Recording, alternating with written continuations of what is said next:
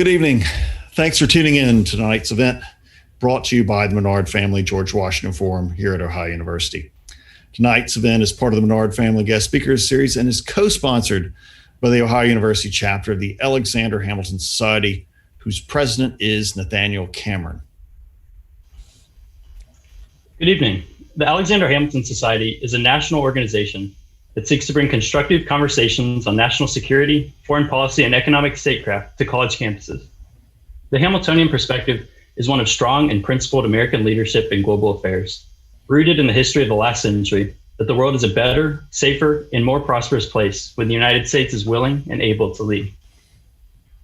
If you'd like to be involved with the Ohio University chapter of the Alexander Hamilton Society, please visit our website for information on future events and to sign up for our spring semester reading group on Henry Kissinger's diplomacy. Thanks, Nathaniel. Tonight's guest is Jakub Grygiel. He's professor of politics at the Catholic University of America in Washington, D.C., and in 2017-18 served as senior advisor in the Office of Policy Planning at the State Department. Before that, he was a faculty at SAIS-Johns Hopkins University in D.C. He attended Georgetown as an undergraduate and got his PhD and MPA from Princeton. He's written 3 books, tons of articles. And his most recent book is The Return of the Barbarians, Confronting Non-State Actors from Ancient Rome to the Present. Came out from Cambridge in 2018. All of you listening tonight will have a chance to ask questions of Professor Grygiel. Below, you'll see a Q&A function. And put your questions, and we'll put them to Professor Grygiel. Thanks for being here tonight, Jakub. Thank you. So I want to begin. Read lots of your stuff, and you have these 2 phrases that appear again and again. One is great power politics, and the other is our vital interests. What are they? How would you? Is that the best way to think about American foreign policy? How would you advocate we think about foreign policy? Well, I don't know if it's the best one, but it's at least one way, and it's one of the ways that I put it. What do I mean by, and what do people mean in general when they say great power politics? Or great power competition, which is a term that it became quite popular in the past couple of years, thanks in large degree to the Trump administration. The idea is essentially that states have interests of their own, and those interests are not necessarily harmonious with the interest of others. And those states are willing, and the great powers are capable of advancing and protecting them. So in the moment you have that, states with their own interests, which are not harmonious with that of others, you'll end up in some sort of competition. It doesn't mean necessarily war. You don't want a war. But it doesn't mean that everybody's cooperating towards the same goal. So, to be blunt, the goals of China are quite different from the objectives that we have. And right now we're clashing, and they're likely to clash in the next year. Same, the objectives of Russia or Iran or other powers are not necessarily harmonious with that of us, and therefore there's a likely competition, rivalry, and in some cases, perhaps conflict. So that's what it's meant. It's an old term. It's a term that was quite popular in the 19th century. People used it quite commonly and without any shame, and it did not sort of generate scandals. Now you mentioned great power competition. You're some sort of ancient, decrepit Neanderthal type of analyst. But I think it's still valid, and it's not just it's coming back, which is I think the wrong way often that we put it, is that it's always been there. It's just that we haven't recognized it. We thought in the 1990s and 2000s that it's over. It's a brand new world. Great powers are not as important as they were before, and competition among them is not there. We thought that the world is facing global problems. Let me rephrase it: global challenges that require global solutions. Well, and we had sort of foreign policy based on that view, and now we're kind of catching up. That the rest of the world did not stop thinking about great power competition and great power rivalries, and in general about competition, and we are kind of late at this game, a few decades late. And to be honest, I think even in regions that claim to be superior, to have passed this age of great power politics, Europe. I think the great power politics are all the time being played there. Look at the games between France and Germany in the past few weeks, few months. They're vying for who is seen as the primary security actor in Europe, whose interests ought to be pursued with greater vigor by Europe. It's all about competition. Even in the region that is sort of the example of the postmodern happy family of harmonious states, it's still all about great power politics, and the little powers matter less, right? So it's an old term. Vital interest, it's even perhaps more controversial now, but again, it's an old term, is that we do have certain interests, basic ones, obviously our territorial security, the security of our own people, which then you can have an interesting debate. How do you supply that security? How do you maintain that security? Do you do it through a set of alliances? Do you do it through presence, physical military presence in which country, if any countries? Do you do it through forward military postures? And I think those are interesting debates about the how. But I think the basic one is obviously territorial security. The interesting question over the past, I'd say 10 years has been, is it in our vital interest to maintain a certain economic well-being of Americans, and in particular of some groups of Americans? Or are we willing to sacrifice and some groups for advances in global trade, for instance, right? So the point is, if you think about the elections 4 years ago, I can't remember, I think it was West Virginia. I think it was Hillary Clinton, and goes to West Virginia and tells people that they should learn how to code because that's the way of the future. Well, yes, true. Maybe you should learn how to make Candy Crush and other apps. But, that doesn't mean those people will do it, and doesn't mean that that's the way that we should advance our vital interest. Maybe we should actually protect the lifestyle of those people and the economy on which those regions in the U.S. are grounded in. And, in many ways, that's the beauty of Trump seems horrible. But the positive approach of Trump was to go to West Virginia and says, I love big, beautiful coal, right? Forget about coding. I'll protect you. Now, whether that happened or not, that's a whole different story. But that's an interesting debate, I think, that and it started before, obviously, the elections of the last 4 years. But is that in our vital interest, right? Should we sacrifice a certain group of people or not? So anyway, that's the longer answer probably that you wanted. It's great. Coal or coding, or maybe does history have a direction, or does it not? You were involved a few years ago in helping to write the national defense strategy, and there's a line that jumped out there: maintaining favorable regional balances of power in the Indo-Pacific, Europe, Middle East, and Western Hemisphere. And so I thought I might just kind of get your take on what you think are important about each of these, and then at the end maybe think about what might be different under the Biden administration.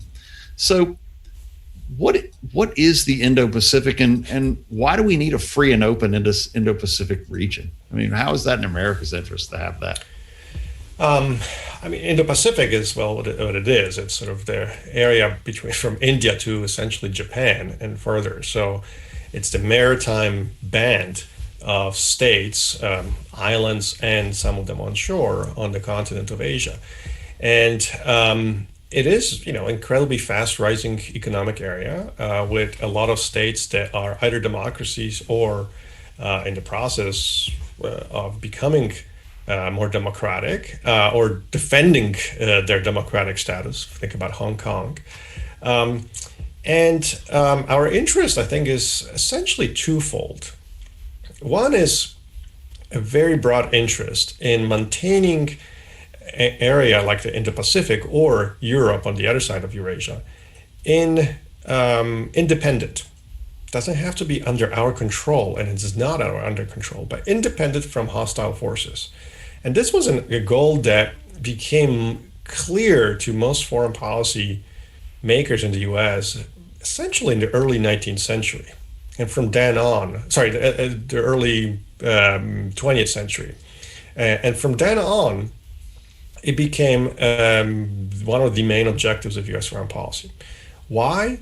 Because the idea was that if that region, the Indo-Pacific or Europe, were to become hostile or fall in the hands of a hostile power, then the U.S. would be insecure physically, the homeland of the U.S., the North American continent, because then these hostile powers would have much freer direct access to obviously the Pacific and the Atlantic, which is not that easy to protect. It's a vast area that you can't just sit on it, and you're likely to end up with hostile forces, quite close to the American coastline.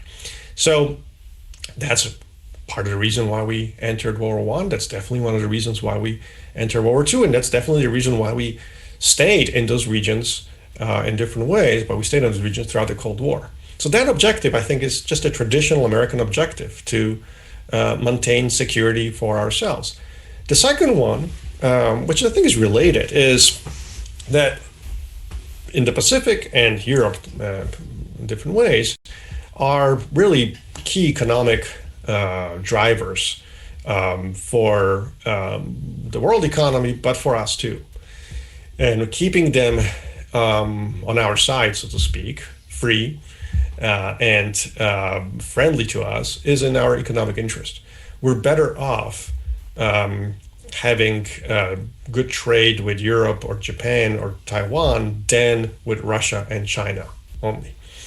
And that's, especially in Asia, that's more complicated because our trade with China is huge. But I think there's a desire to redirect, in other words, and some of the trade flows towards our allies, which are, in this particular case, in the Pacific. So you're talking about India, Taiwan, Japan, South Korea, Australia, that's part of it, right? And other small, like Vietnam as a potential new ally of some sorts for us, which is an interesting historical case of a big change over the past 50 years. Yeah. So you mentioned China.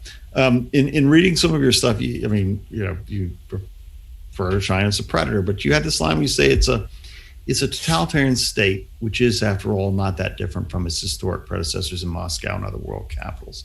And I guess my question was, is that really the case? Is the Cold War framework best for thinking about U.S.-Chinese competition, or that would be my question. Is that the best way, or is there some other?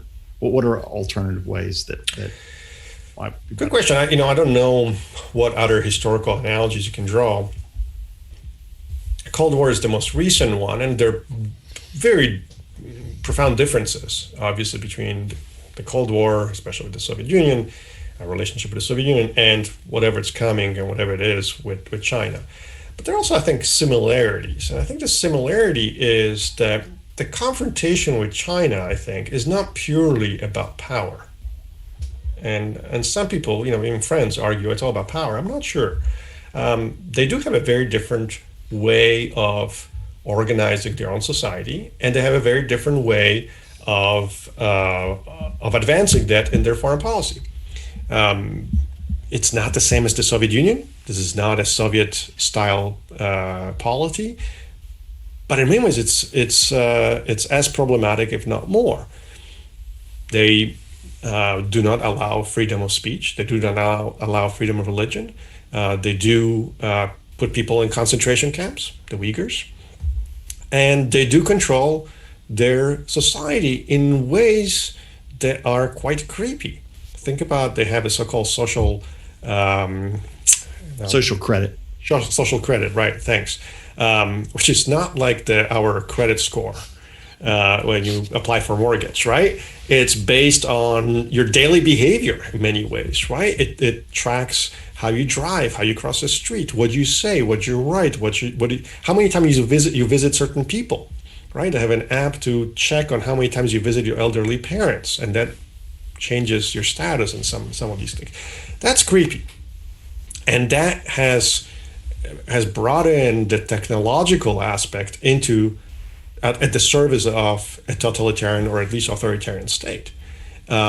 That to me it's obviously problematic for the Chinese and their society, but it's a different way of organizing society, which they are advocating and pushing elsewhere. So it is a competition now rivalry, conflict, however you can call it, not just between two economies or two militaries, but between two different ways of life in many ways, and different ways of organizing society. Which I think, incidentally, that's what we thought we did not have to do, that we were done with that from the 1990s, the end of history. I think you mentioned it, right? Yeah. Or you mentioned something, the direction of history. Yeah. We're done. We know how to do it. It's now just a way of figuring out how to administer the perfect society, the liberal democratic state, which is good, but nobody will fight about anything else. Hold on. Now I think we have an alternative, which is not good. Paging Dr. Fukuyama. There is something else too, which is I think people sort of seem to forget it. There was real Western elites who would look at the Soviet Union in like the 1970s, 80s, say this is the future. I mean, all the way to the mid 1980s. And one of the things that strikes me is you hear that now, like the Tom Friedmans of the world. China, they can get things done. Friedman has always these articles about coming up from the Bethesda, Maryland metro and why the Bethesda, Maryland metro doesn't work, but when he goes to China, everything works. Well, do you want to live in China? I'm not so sure, right? I mean, do you want to have the social credit? Do you you end up in concentration camps if you're Uyghur? And I just efficiency, material efficiency, is not the pinnacle of political achievement. At least it shouldn't be. When it is, then you have a problem, I think. Yeah. COVID. So you had a really interesting, you had kind of like this memo. You wrote this fun thing in the middle of summer where you said, you just kind of did a thought experiment. What kind of memo would you write to Chairman Xi? How do you see COVID fitting into? I mean, we're talking you're not on the Ohio University campus. You're sitting at home. We're all looking through Zoom. How do you see COVID in China and how that's going to shape relations, at least in the near term? That's a good question. I think COVID had a very positive, I guess, effect because it conveyed the idea that China is not that friendly. I don't mean necessarily that they created the virus and they pushed it abroad. We will never find that out, I think, or at least for a while. Rather, I thought that, people thought that China is efficient and it has a broader interest in mind, that is a good global actor. The term that people often use in the 1990s was responsible stakeholder. It will be, or it is, a responsible stakeholder of the global world order. Well, in this case, no, they're not. And for multiple reasons. I mean, the way that they dealt with the virus at the beginning, the way that they pushed for the WHO, the World Health Organization, not to call it pandemic early on. They did some profound mistakes in terms of their willingness and perhaps ability to control this virus that, whatever it is, 9 months later, we're still living in it. So it created, in other words, a certain level of resentment, which I think is positive, towards China in most of the Western societies. Now, whether that translates into action, that's a different story. And I mean action in specific things. Will European countries refuse Chinese technology to build the next network, 5G Huawei, right? Will the next country that needs cash for some port, will they refuse Chinese money? Next time the Greece goes under for financial reasons, will they say no to Chinese money buying another port? They own part of the port of Athens, the Piraeus. Italy as well. I mean, Italy as well. Italy as well, yeah, absolutely. Right? I mean, it's the 8th largest economy in the world, and but it's cash-strapped, and there's a whole reason why it's cash-strapped, and obviously domestic reasons, but also there's sort of pressure from the EU for these countries to get out of certain debts, and then they look around and there's no money around, and they go to the Chinese, or the Chinese come to them and say, we'll buy this. Will they refuse these things? I don't know. That's a good question. Well, one of the stories, just incidental, on Italy was why Italy got hit so hard early on was because of the number of Chinese flights, or the flights to China, especially to northern Italy, which is really hit really hard in March, April. a lot of direct flights to China because the Chinese bought a lot of the small, medium businesses in northern Italy, and which was it still is, but it was the economic engine, not just for Italy, for most of Europe. So, will this pandemic in the last months, will it force some reassessment of the situation? I don't know. We'll see that remains to be seen, in my view. So is the sorts of things you describe, would those be part of the Belt and Road Initiative that we hear a lot about? And what do you think the prospects of that actually are? It's hard to say because the Belt and Road system, you cannot analyze it, in my view, purely based on economic or business rationales, which will be easier. It is a political set of efforts, strategic set of efforts by China to do a couple things. One is, I think, on a very large level, to limit Chinese exposure to the sea lanes. And so to build an alternative connection between China and Europe in particular through land routes mostly, which are more or less affected by our primacy on the sea, our maritime primacy. So it's a way, in other words, to create an alternative route that they say, well, it's ours, and we, the Americans, will have very little influence over that. That's one. And the other one is that to build access to markets and access to resources for the Chinese economy that may or may not pan out. Finally, the last one, I think, is to essentially buy influence. And that is working to a certain degree. Countries that are receiving a lot of money from China are less likely to criticize China, are less likely to support Taiwan as an independent sovereign state, right? Which is their really primary goal, or first goal in their foreign policy, to get Taiwan back. So gradually, they're essentially buying influence. Greece is not going to be as critical of Chinese policies and Chinese positions as it had been 10 years ago, right? Same for Italy. Yeah. Why? It's sort of like a 30,000-foot question. I mean, in the 90s, I was talking to students today. Students don't remember when China was poor, right? But I think we do within our lifetimes. And there was a story. We're not gonna say much about Tiananmen Square, for instance, something like that, because what happens is we'll have economic liberalization in China, and political liberalization will ineluctably flow right behind it. So I guess my question is, why didn't liberal democracy follow economic liberalization in China? Well, I mean, the answer seems to me at least, simple. That argument is simply wrong. Yeah. Well, I mean, I don't think it has anything to do with China. It's the argument is wrong, namely that politics do not necessarily mirror material well-being. That was Marxism in many ways, right? It's the belief that a certain material conditions will lead to certain politics. Well, that's not necessarily true.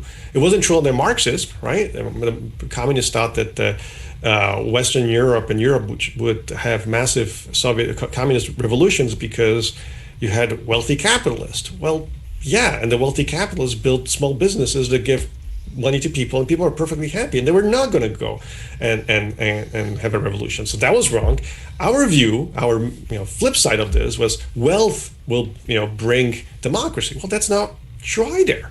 And China is a great example of this. I think part of the reason is that both sides miss many things. But one of the things they miss is the power of national identity and a certain national objectives, which are not necessarily tied to, will not necessarily change fundamentally given your material status. In fact, the wealthier you get, the more likely you are to want to pursue those national objectives. So in the case of China, the wealthier they get, the more nationalistic they seem to be getting. Why? Well, because now they really want a Taiwan. They want to have a blue ocean navy. They want to control and kick the U.S. out of the South China Sea and other sea lanes. They want to have direct access to Central Asia and Europe, et cetera, right? Yeah. Because, well, now they can. Perhaps the rest of the world doesn't think like Western liberals. So Eurasia.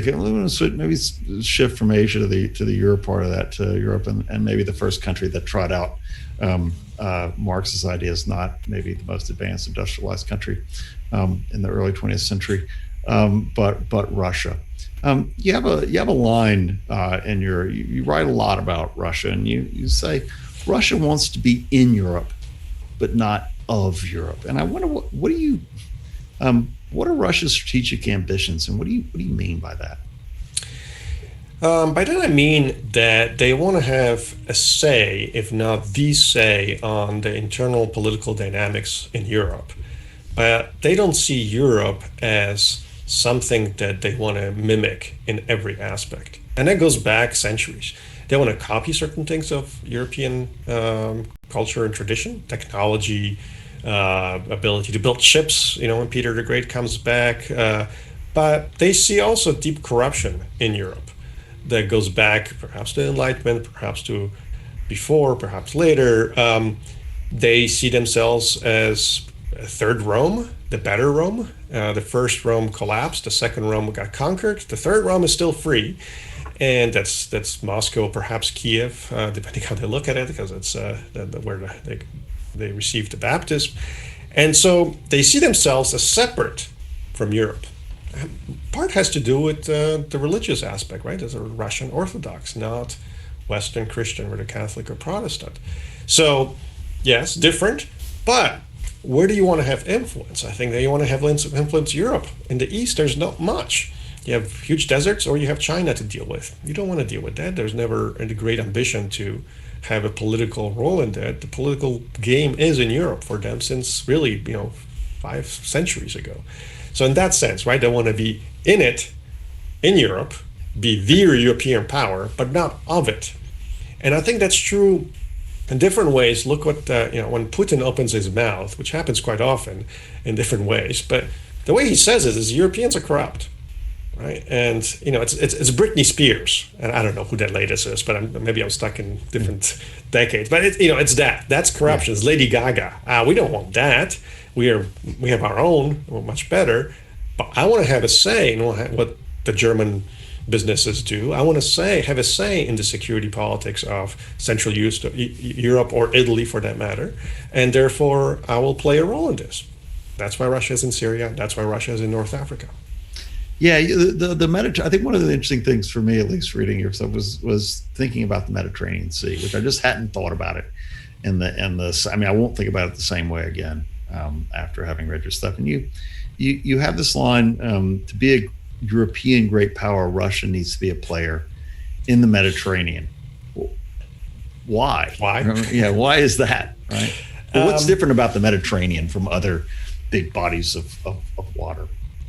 Well, I think a couple of things. One is it is one of the internal lakes, essentially, of Europe, and it has always been seen that way. It was that way for the British, by the way. The British controlled the Mediterranean in part because then through the Suez Canal, they could reach India, but in large degree because they had then an influence over political and economic dynamics within Europe. A lot of trade, intra-European trade, went through the Mediterranean.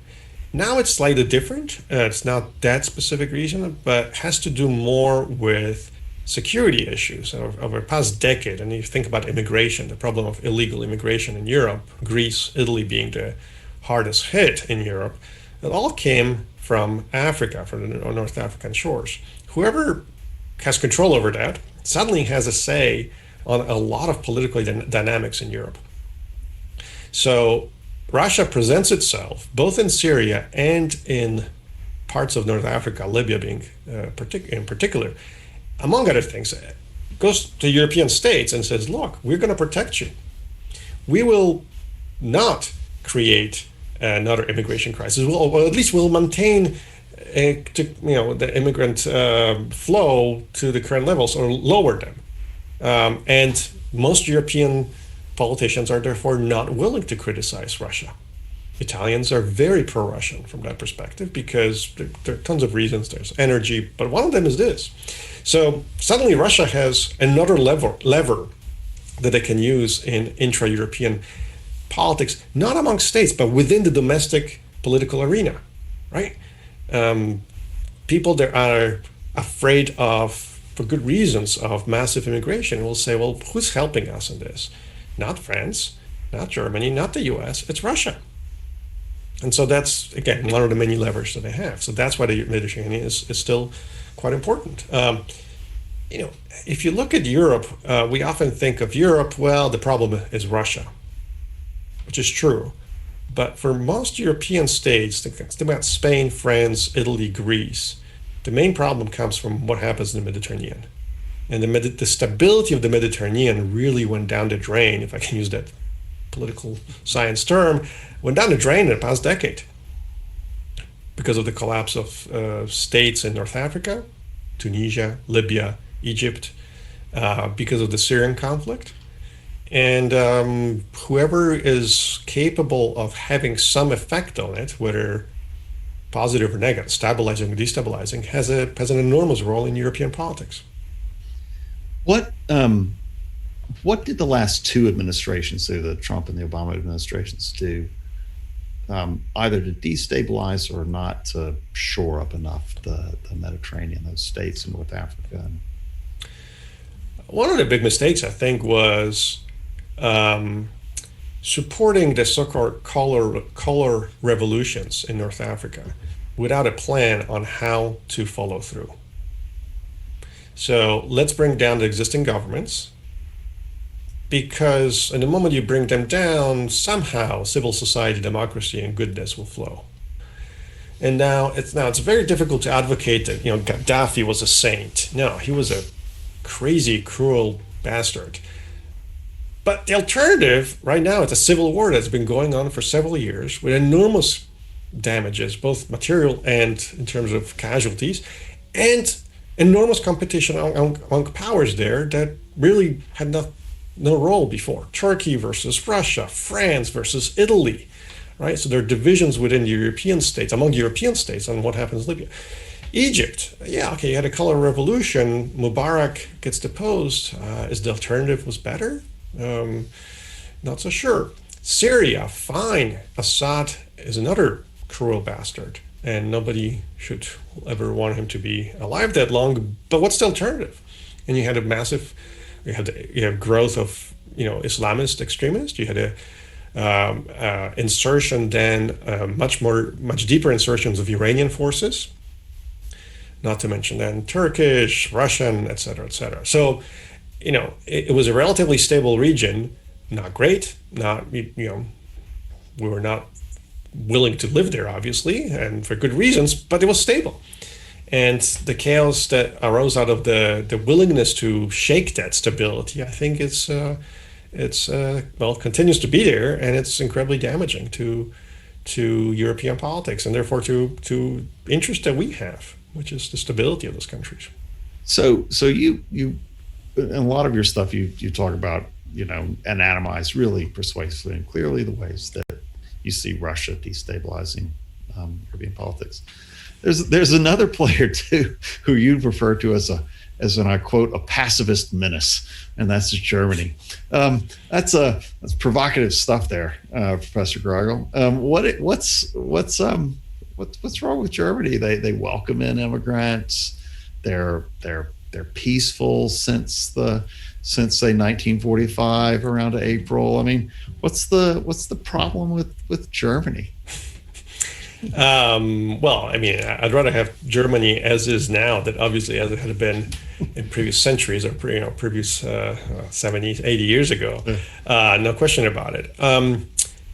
Couple of things. One is, I think you mentioned the immigrants. They welcome immigrants. Actually, so it starts with Chancellor Merkel saying Germany is open to immigrants, and she never consulted the other European states on this. Well, what happens is then immigrants say, we want to come to Germany. Well, how do they go to Germany? Well, they have to go through Italy, Greece, Hungary, in other countries would suddenly look around at these thousands of young men crossing the borders and saying, hold on, we don't want this. This is very destabilizing to our economies, to our societies, et cetera, et cetera.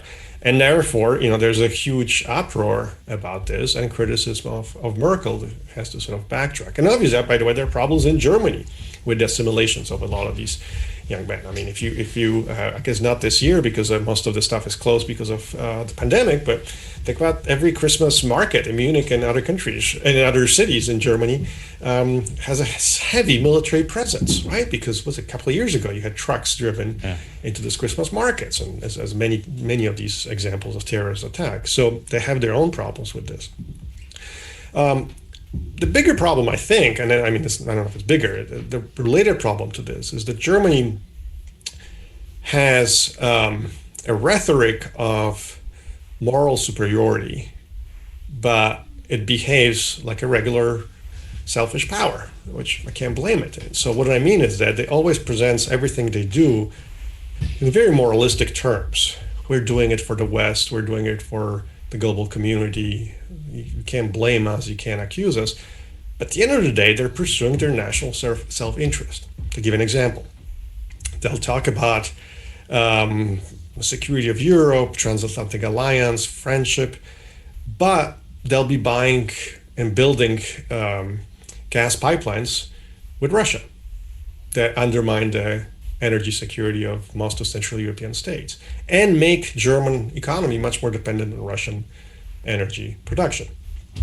Well, fine, but don't tell me that this is done for some grander rationale of helping everybody. This is done for business reasons, which I think are wrong, even from a business perspective, but they're done for German reasons.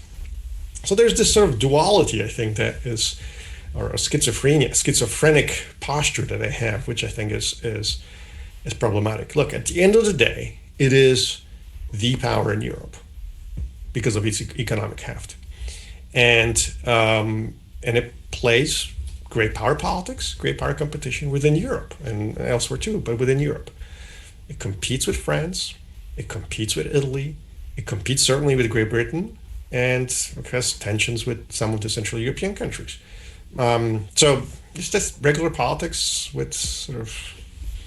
But how could it compete? There's the European Union. I mean, this is this great, peaceful, alliance. I have no idea how this great power competition is possible with the EU existing. You don't seem to have a super high view of the EU. I just wonder if you could talk about how. Well, you see I'm sympathetic to the EU in the sense that, look, this is better than another Franco-Prussian war or 1939.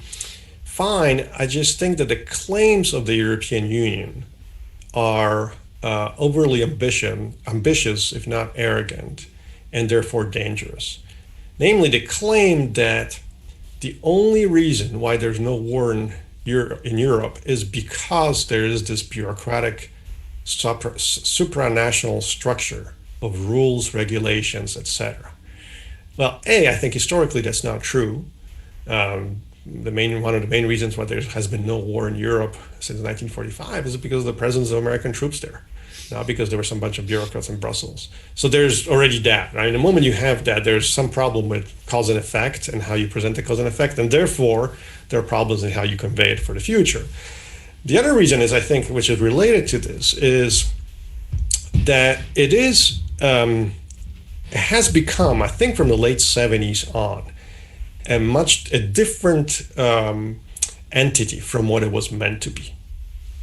It was meant to be as a place, the EU, where nation states, through their democratically elected leaders, would come and figure out rules, regulations, common markets, how to deal with each other in a more harmonious way. Perfectly fine, right? From then on, in the late 70s on, the argument is slightly different. Well, we can't agree on these things, so therefore, let's come up with an organization that is detached from the democratically elected leaders and procedures of the nation states and decides instead of them. So there is a democratic deficit within the EU, which is actually pretty serious. The outcome of that is twofold. At the political leadership level, from the 1970s on, you really could not have any political party in any of these states that were mildly skeptical of the European Union, right? You had to be pro-EU.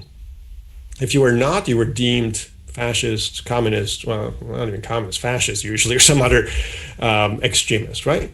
That lasted for essentially 3 decades.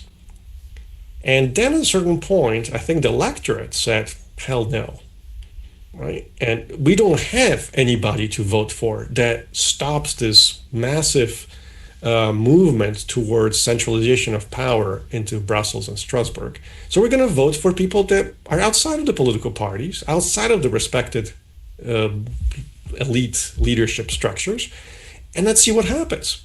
That's why you have the rise of somewhat strange characters, by the way, but I can see the appeal of them from this perspective. In France, Italy, Great Britain to a certain degree.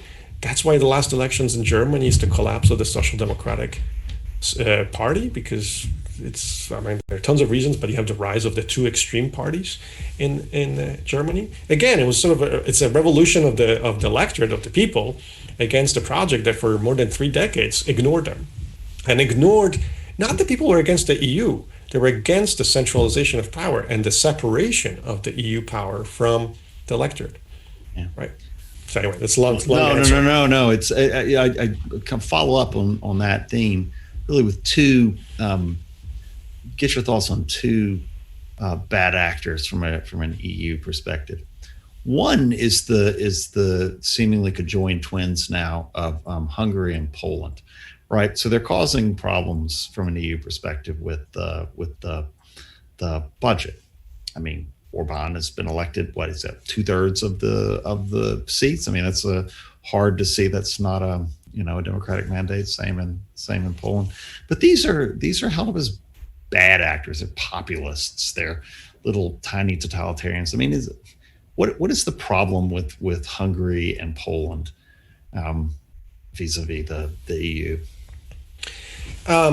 Well, it's complicated, but a couple of points. One is neither country, Poland nor Hungary, is against the EU. Most of the electorate is very pro-EU. They joined the EU purposefully and with great joy and desire. And they're very happy to be in it, right? This was an aspiration for 50 years. If you're sitting in Poland and Hungary during the Cold War, you wanted to be part of the EU. Or the EC, or whatever it was, in the 1960s. It was the European Community, then the EU, right? So it's not like the population suddenly changed over the past decade and say, no, we don't want to be in the EU anymore. No. What I think changes the view that, again, I think it's a gradual change that became clear, I think, over the past 15 years, is that essentially that there must be uniformity of political structures and views, and that the EU represents the EU being the EU bureaucracy represents the only acceptable set of views. And you cannot have democracies that are political systems that translate certain national cultures, beliefs, ideas, principles into practice, right? And therefore, they will be different. The Italian democracy will have slightly different views on certain things than, say, a German democracies. Polish democracy will have slightly different approach, for instance, to the Catholic Church, perhaps, than a Hungarian democracy, because, well, they're different tradition, different cultures, different role for the church, different understanding of what the nation is and what its roots are. So that's the clash, in my view. The clash is not purely between an individual, Orban or whatever the political party in Poland is, and whoever is the leader, Kaczynski, and the EU. It's a clash of two different visions, of which are embodied by these individuals and these people. And I think the longer this clash lasts, the more assertive you have leaders like Kaczynski and his party, or Orban and in Hungary, because they see that there's very little compromise that you can have with the EU. and therefore it's almost a struggle. It's an either-or struggle. So, and that doesn't detract from the fact that Orban and Kaczynski and that party, they're usual problems. There's corruption. They're not perfect. But, there's corruption in France. Sarkozy is about to be, the previous president's about to sit in prison. Don't tell me there was not corruption in Berlusconi in Italy, right? So that's not new, right? Let's accept that. It's a larger clash, I think, of visions. So you don't see, I guess just a quick follow-up. You don't see, it doesn't sound like you see Orban and Marinsky as the sort of populist authoritarian wannabes that they're cast in the Western, media. I see Orban more problematic than, say, the Law and Justice Party in Poland, partly because of corruption, partly because of his pro-Russian leanings. Nobody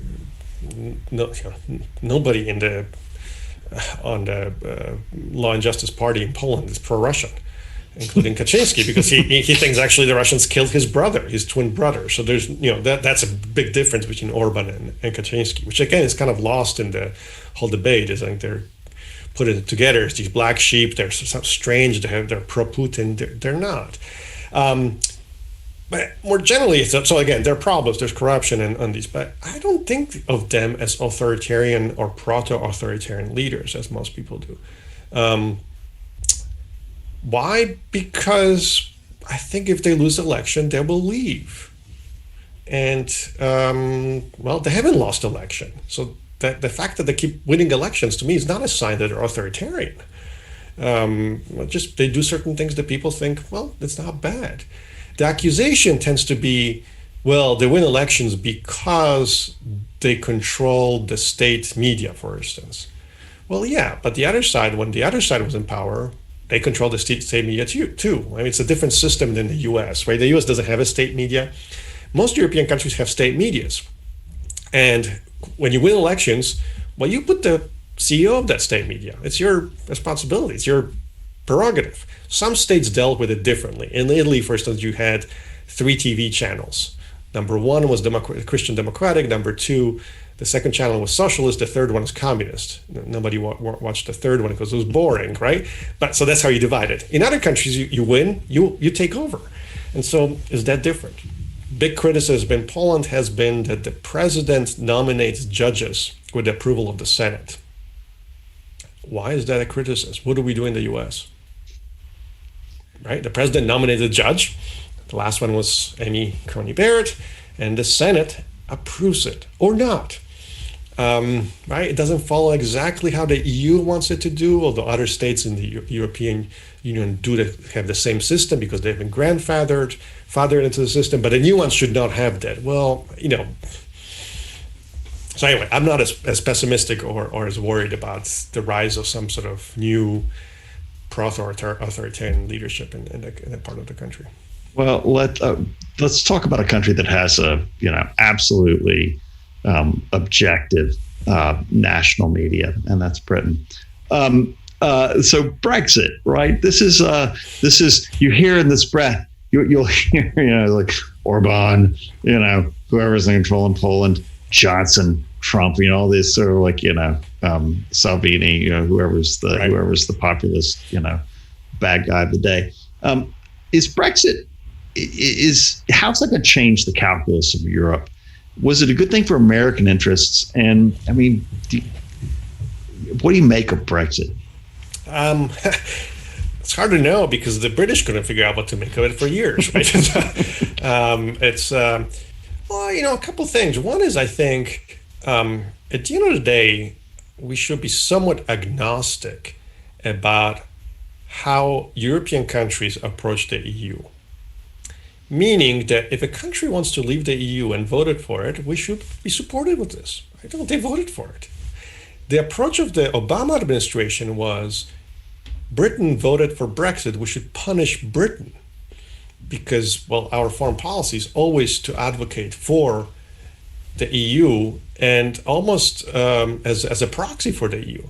I just don't think that's our role. These are internal decisions within Europe. And if a sovereign country in Europe decides that the EU is not for them, okay, well, let's figure out how to make it work for us. So that's my generic statement. If somebody wants to join the EU and they voted for it, well, we should figure out how to make it help them to do it. I just don't see it as I don't see it our role to be that of cheerleaders only for the EU and everything the EU does.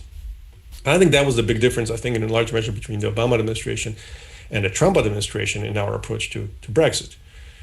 Do you think the Biden administration will revert to the Obama policy, and what do you think it's going to? It seems so far, right? I haven't really stated. I mean, it's too early to say, but the approach seemed to be much more critical of Brexit, and therefore much more, reverting to the old policy, which was Obama and previous administration of saying EU is our goal too, the greater unity of the European continent.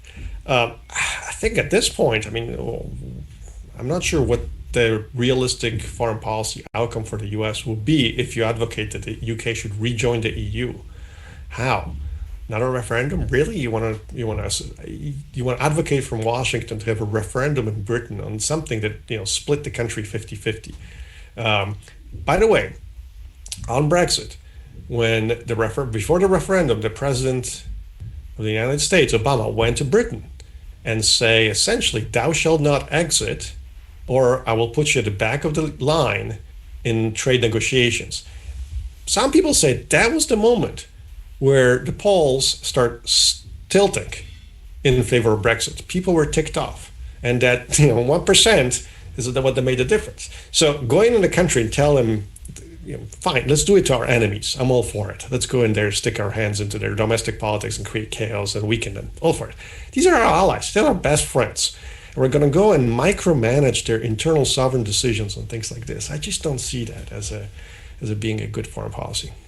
Yeah, speaking of micromanaging other people's foreign policy, maybe just think about the Middle East for just really quickly here.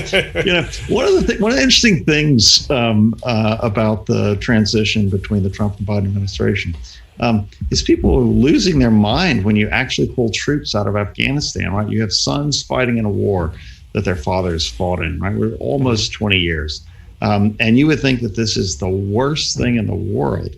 And there seems to be, broadly, if you look at public opinion polls, no one left or right really seems to love forever wars. Mm-hmm. But politicians, but sort of, right-thinking politicians, on the right, people like the sort of Bill Kristol and Neil Concept, and also on the left, seem to think that we really need to keep boots on the ground. I just wonder what you make of this disconnect between what the demos wants and what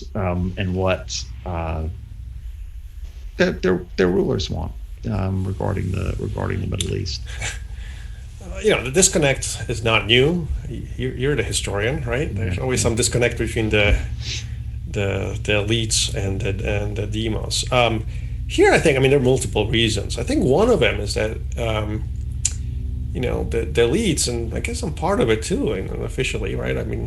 Given the degrees and what I do, but often the elites in Western societies tend to see politics as a mechanism to be managed and manipulated, and with known outcomes, or foreseeable outcomes. The demos is much less, or is much more skeptical about the ability to manipulate politics for the desired outcome. Why? Because the demos is the political body to be manipulated and doesn't think that it ought to be manipulated, whether here or abroad. So there's that disconnect, which I think is probably more pronounced, in Western societies and other societies. There are other reasons for the disconnect in Russian society or Middle Eastern society. But here is this very optimistic view of elites, technocratic view, right? Here's an engine that I know what are the levers, and I can push and pull those levers. And one of them is, physical presence. You can engineer certain outcomes in different societies, distant societies. by using economics or political levers, and the military is just one tool of that. And the demo says, well, no, that doesn't work that way. You can't engineer outcomes within the United States that you want. You have poverty in the United States. Yeah. What makes you think that you can engineer an outcome in distant valleys in Afghanistan? Yeah. So between Iraq and Afghanistan is a old country / civilization, Iran. What's wrong with their nuclear scientists at the head of their military finding themselves mysteriously dead?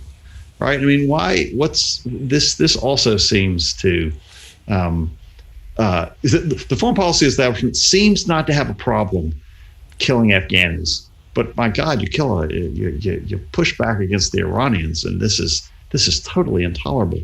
What's the difference between killing Iraqis and Afghanis and killing Iranians? Well, here I think this is where the difference between the Biden administration and maybe the Trump administration is more visible. The Biden/Obama administration had a much more benign view of Iran, in the sense that they thought that they can transform fundamentally what Iran wants and how Iran pursues its objectives. And therefore, there was and there's now criticism of any attempt to punish Iranian leadership and leaders for certain bad actions, whether it's pursuit of nuclear weapons or killing Americans, for that matter, in Iraq. And so every time that an Iranian leader is killed, whereas Qasem Soleimani killed in Baghdad, right, he's responsible for the death of hundreds of Americans, or the Iranian nuclear scientist killed a couple of days ago, or today I guess there's news another Iranian commander was killed, I think in Iraq. So there's this. Well, it's a proof that these are fundamental differences now in how our foreign policy leads. Here, I think there is a division how they see Iran. I mean, I don't see a problem. I think in eliminating these people. I think my sense is that the belief that Biden will revert to a pro-Iranian foreign policy, so an attempt to come up with another Iran deal that will give them money for promises, essentially, has accelerated in the past month and in the next few weeks a certain policy of making sure the Iranians are really hurt in the next month, 2 months, before the Biden administration comes in, to make their nuclear program much more difficult to pursue, and B, to make sure that they'll have a harder time, they'll be much more difficult to reach another deal with Iran, because Iran will be so upset and will need to push a much more sort of hardcore policy towards the U.S. and any approach to the U.S., any opening that the U.S. will have towards them. So again, I think that the speeding up of the eliminations of these Iranian leaders, to me, it's a sign of the fear among not as much us, but some of our allies in the Middle East, that Biden will have a much more benign view of Iran and a much more benign approach towards Iran. Yeah, flowing under Iran, parts of Iraq, large parts of the Middle East, for oil. And one of the things, maybe it's a generational thing, but one of the things I often hear is, and you see it. It seems in some of the in some of the Biden administration's sort of early pronouncements on foreign policy, that climate change is a national security issue. And I just wonder how big a national security threat do you think climate change is? And what do you think re-entering the Paris climate agreements is going to do to American interests? Big question, a lot of require a lengthy answer, but a couple of things. One is, I just don't think that climate change is a security threat.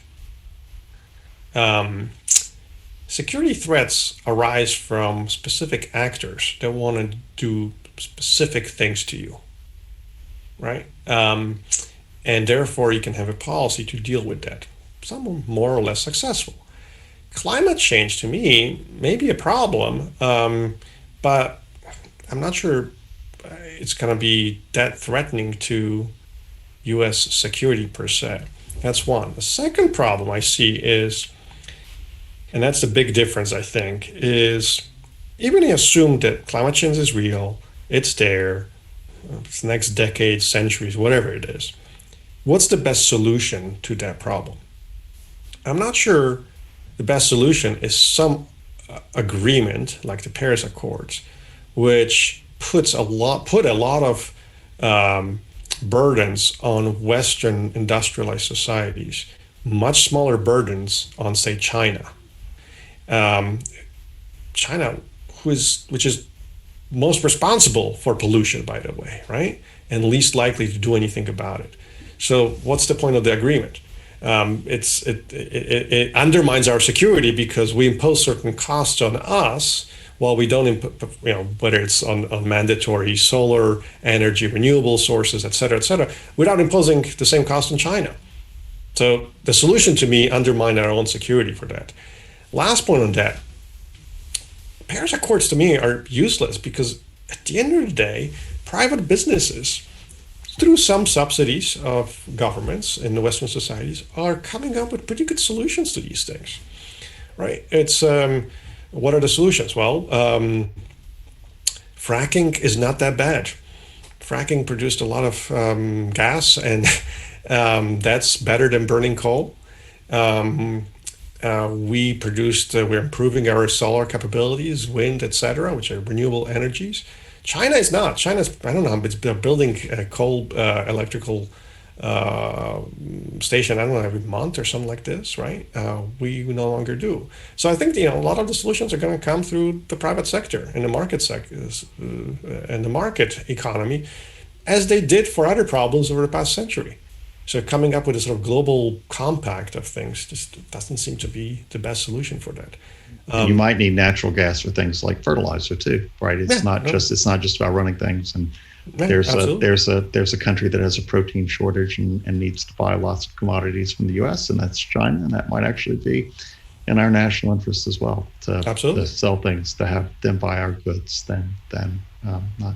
So there've been a number of questions coming in. I just want to let them kind of pile up, and then I run them by you, sort of one by one. So one says, well, okay, so Biden's coming in. There are democracies like Poland, the Philippines, and India. And the question says, these countries find themselves slipping toward authoritarianism. Do you show them the stiff hand, hoping they fall in line, or let them in the club of democracies, protecting them from falling towards China or the Russian sphere? You sort of dealt a little bit with this with Poland, but this is a common sort of theme that you hear. There are these big democracies, they're becoming authoritarian. How do we make them not populist or authoritarian, as if these two things are distinguishable?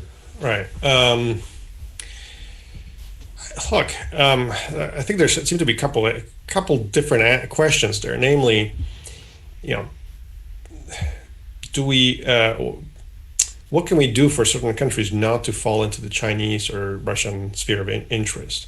One of the main approaches of the Obama administration, which I think is going to be the approach of the Biden administration, was to say, you country X, whether you're Hungary or Poland or anybody else, we really don't like what you're doing domestically, and therefore we're going to punish you in some way for that. We're not going to talk to you. We're not going to give you special deals. Well, the outcome of that is exactly what you don't want. Namely, those countries are going to look around and say, well, but China and Russia are not telling us that. Not only that, but they're offering us certain things, right? So that's what Hungary did. Hungary looked around and it's like, well, the U.S. is punishing us. Well, we're going to go to Russia. We're going to go to China. It's a big deal. We're all part of the big global community, right? They use the same. Sometimes they use the rhetoric against us, right? So why are you complaining? They're all partners. So we actually, lost a lot of goodwill because we were wagging our finger on certain issues which they deem not to be that relevant and certainly not within the purview of what our role is. And they moved on, and looked elsewhere. So that's one. The second thing is, I think we have to be very careful and very judicious in what exactly do we mean that this whatever they do is threatening to freedom, liberty, or authoritarianism. And a lot of examples that I've seen over several years are policies that a big chunk of the US electorate would see as positive. And we as a government end up criticizing them. To give an example, Hungary has a very pro-family set of policies. They support families, they give advantages, they give very generous subsidies, maternity leaves. And we tend to, or at least parts of the US government and parts of the wider apparatus of NGOs tends to criticize this because, well, that's discriminatory. They only favor traditional families. Well, okay, who are we to decide for them? There are divisions within the US about what that means. Why are we taking one stand, one position, and pushing it abroad, right? And so that creates, again, resentment, has bad foreign policy implications, and I think it's fundamentally wrong to do that. So, again, we have to be very careful what we mean by authoritarian states. Last point, we use that term populist as if that's the same as authoritarian. I actually don't like the term anymore. I never liked it because what does it mean, populist? So Trump was a populist, but Obama was not. Well, what does that mean? I mean, Obama won, and he means that he was supported by people and said certain things that people liked. Does that mean that he's populist? Does it mean that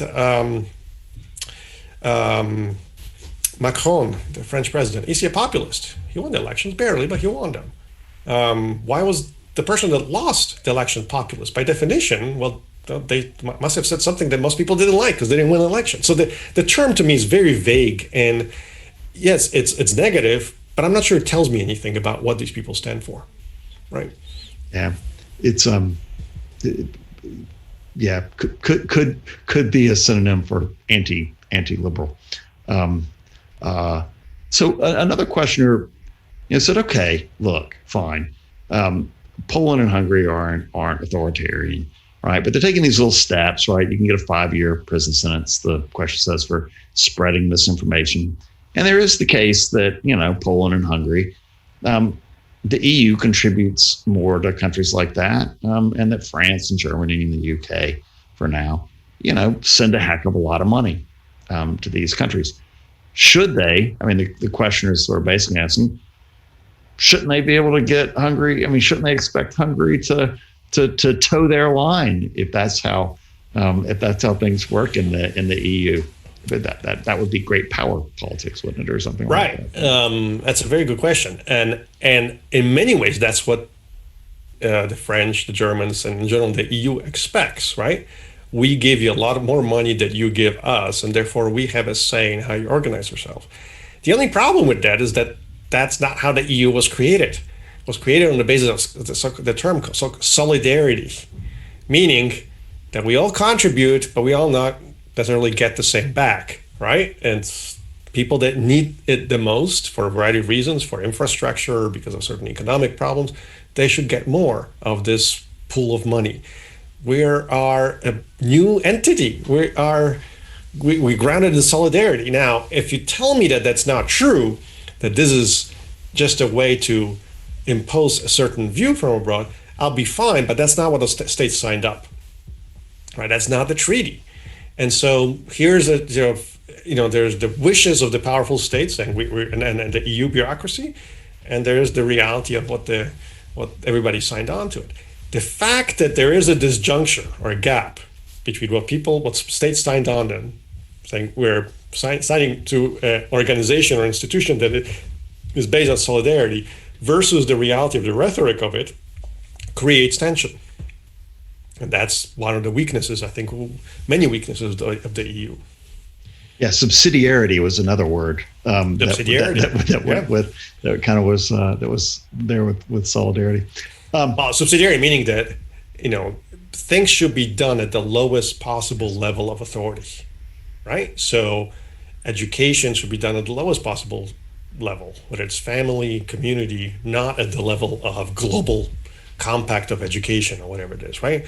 migration should be decided by local communities, not by global compact on migration, right? Because there are different needs, different realities, different nature of how you assimilate people, different sources of social unity in the different nations. So yes, that was another problem, and that's another problem with the EU. It's based on subsidiarity in rhetoric, but not in practice at the end of the day.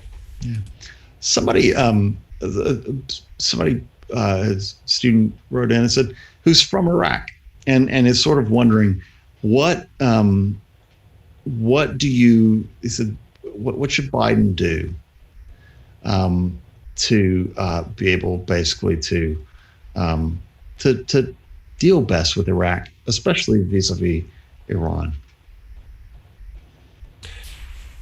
Maybe what should and what will. Maybe those are two different questions. Well, that's an important distinction. I'll get to that in a second. It's a hard one because we've been there since 2003, right? So we're talking about 2020, so 17 years. That's a long time, and we've been there. We left. We came back. We're threatening to leave again. We're threatening to abandon the Green Zone, the embassy, which is, I think, the most expensive embassy we've built in our history. It's a hard one. I think, what the Trump administration has done was to, and it's not necessarily an answer specific about Iraq, but more about the region, is to work on a set of coalitions, alliances, and different terms will be used, accords, to keep Iran more in check. And I think that actually is a big victory, which I think it's going to stay. So you're talking about, what they're called the Abraham Accords. So the accords between Israel, recognition essentially of Israel by a lot of states that for decades said, we'll never recognize Israel. We'll never accept these guys here. We're all for the Palestinians. Well, in reality, they really never cared about Palestinians. Suddenly they know that Iran is a problem. Let's recognize Israel, and have agreements with them. Netanyahu just flew to Saudi Arabia, I think, last week, the first time. That, I think, will have a profound impact on the region and therefore on Iraq, because it puts a certain barrier, in other words, against Iran. Iran now that knows that it cannot do what it has done over the past decade in the same way. So to have proxy forces floating around from Syria to Iraq to Yemen and create havoc with no punishment and no responses. So the fact that a lot of these Iranian guys are being killed, including in Iraq, is a positive sign that Israel, the Saudis, UAE, and the US, for now at least, are in accord to put serious punishments on the Iranians. If this sticks, and some form of it will stick, will have a stabilizing effect, including in Iraq. So a couple of questions here. We're what you're saying here. So one question says, what do you think of Mearsheimer's view that U.S. foreign policy from the end of the Cold War to the Obama administration was really just a liberal delusion that the U.S. could remake the world in its own image? Do you buy that Mearshimerian view? Not in a stark, brutal way that Mearsheimer puts it. I would buy slightly different, namely that we thought that we can export, that we thought that the experience that we had in '89 and the early '90s in Central Eastern Europe is exportable to other countries. Namely, that the elimination of a certain authoritarian/totalitarian leadership in certain countries would almost automatically, with some hiccups, but will almost automatically lead to some sort of democratic regime, which is more peaceful, liberal, and in general just beneficial to both the people within those countries and outside of them. That worked in Central Eastern Europe for a variety of reasons, because of culture, established civil societies, the specific roles of the churches, history, proximity to Western Europe, desire to join it, etc., etc. That is not as exportable in obviously parts of the Middle East, parts of Asia, parts of Africa. So to me, it wasn't just it's too broad to say this was a liberal illusion. To me, it's a misuse in many ways of a peculiar historical example, and the universalization of that example, the Central European example in 1989, the miracle year of 1989, the collapse of the Soviet Empire, as something that it can continue elsewhere, right? And that's why you had this belief that continued, including in North Africa and Egypt, the color revolutions. You killed the bad guy, it's going to be lovely. Well, no, right? Interesting enough, that was not terribly successful in the former Yugoslavia, right? That was a brutal war in the mid-90s, but we kind of brushed it off. It's former Yugoslavia. We don't understand that. It's something strange, Balkans, right? That's a hiccup. It's going to be like Poland, Hungary, the Baltic states, and etc. It doesn't work with that way. So it's more specific than Mersheimer, just general desire to sort of to remake the world. Yeah, a couple interesting follow-up sort of way on that. Two last questions. One, there's a sort of a tension in some of your answers. On the one hand, you talk about like a country like Russia having this sort of deep and long, like for 5 centuries, having the same kind of foreign policy, impulse. That the regimes change, but the impulses, the sort of direction of Russian strategic interest remains basically the same. But in America, right, there are 2 different policies, right? So there's America First, that's Trump, but now America's back with Biden. In other words, with America, there seems to be a real division about what is America's role in the world and what policies it should pursue. Whereas in some places like Russia or China, there are these deeper, decades, centuries long kind of impulses. I just wonder what you make of that. Does America have some kind of impulse in the same way that Russia does, or is there room for? Is there a bipartisan consensus on foreign policy like we've always been told? Maybe it's another way of asking that. I guess the short answer is no, there isn't one anymore, I think. The longer answer, I think, is, a couple of things. One is the U.S. is peculiar in the sense that it is based on a political idea as a nation. It's not based on ethnicity and color, on 1,000 years of shared history, right? And so it's not a nation that survives without the politics around it. You can have a Russian nation without the Russian state. You can have a Polish nation. You did without a Polish state. You can have an Italian, a little bit more problematic, but you can have some sort of Italian shared nationality without a same state, et cetera, et cetera. You can't have really a U.S. nation without the U.S. It's much more difficult to conceive that. Well, it will splinter, whether in regional effects, ethnic, religious, etc. So there is something different, again, with the U.S. And therefore, in the moment there's disagreement about a political idea and deep debates about it, that has impacts on strategic continuity in foreign policy. And that, I think, is what we see. We often think that foreign policy is immune from divisions in the domestic arena. I think in the U.S., it's probably less immune than in other countries because of this political nature of this country, of this republic. So, and I think these divisions have grown. People talk about polarization, right? Political polarization. Well, it's there. It's been there for decades and has grown more. It does have impacts on foreign policy. You will have a different foreign policy under Biden than under Trump. I think, among other things, it's a different understanding of the role of states and political power that you have. My sense, the Biden administration, so let's use the left, again, it's a superficial term, but for simplicity's sake, the left has a view of political power as something that can transform fundamental realities and is superior to certain fundamental realities. Political power can transform religion, can transform nations, families, etc. The other view is saying, no, political power may create problems, may damage it, but it's not as transformative of these fundamental realities as the left think it is. And that translates into foreign policy. You can transform China. Well, maybe not, right? We can transform China by having certain economic changes, certain political realities. Let's sign a treaty with Iran. It's not a treaty. It was a plan of action. Let's sign a plan of action with Iran because that will have a transformative effect on its desires, motivations, etc.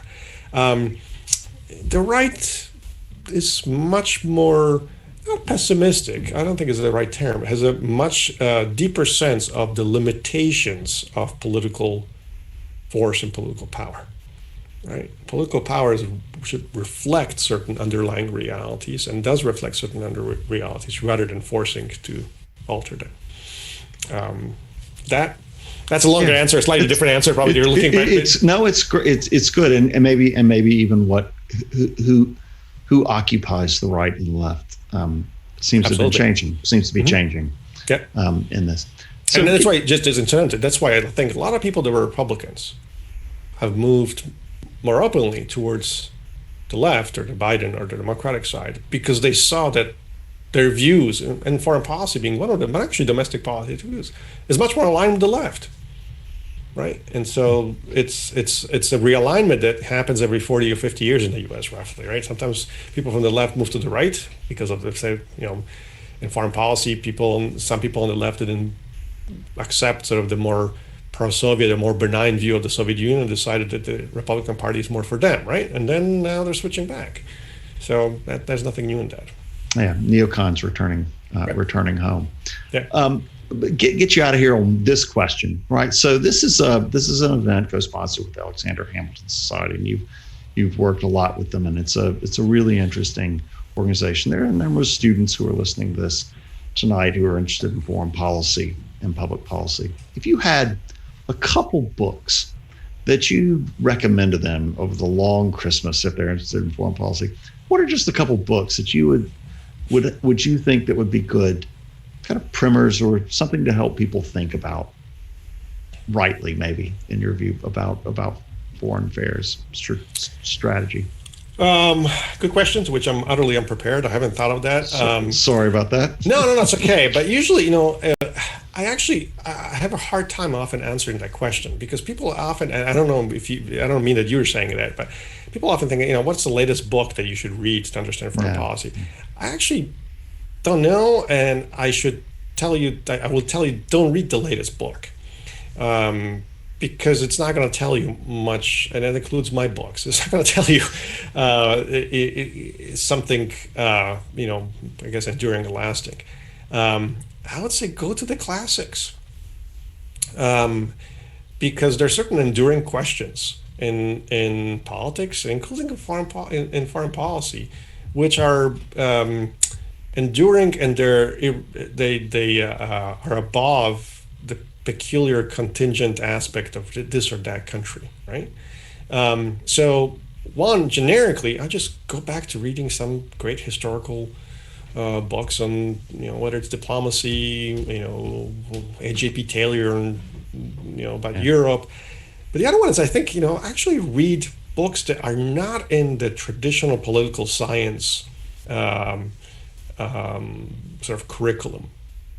You want to understand the role of power and law and authority. Read some of the Greek tragedies. They'll tell you a lot about the importance of family, of these ties that are before and above the state, and much more powerful than whatever the state it is, whatever the authority in power it is. They will tell you, right? Antigone and others. Read. One of my favorite ones is actually short. So it's a short book for a long break. Is Tacitus on the Agricola. Agricola was his father-in-law, and he writes this eulogy of his father-in-law, and it's a story of Agricola, a Roman commander in Britain, and how he manages to bring down a rebellion of Britain, how he manages to sort of to govern, rule this Roman outpost. And then what happens when he comes back and he's trying to be a good man under a bad emperor? How do you survive in those conditions? How do you maintain your family? What do you do, right? Some of the most famous lines in sort of Roman literature come from that short book. It's widely available. It'll tell you a lot about both. You can read it as a counterinsurgency manual. You can read it as a manual to survive under a bad emperor. You can read it as a manual on, or just a story about how political power is wielded for good and bad purposes. Anyway, so that's a good, has nothing to do with Iraq, Iran, or Hungary or Russia, but it has to do a lot with political power. And if anyone doubts your commitment to the Greek and Roman classics, they can look over your shoulder at the red and green Loeb classics lining the shelves. Yeah, so that tells you also what I try to read every time I can, as opposed to the current book. So yeah, absolutely. Well, thank you very much for giving us all your time tonight, Jakub. Appreciate everyone tuning in. The next GWF event will be on Thursday night. You can find information about that on the website, gwfohio.org, when Anne Rathbone-Bradley will be talking about income inequality. In the meantime, thank you very much, Jakub, and all of you. Have a good night.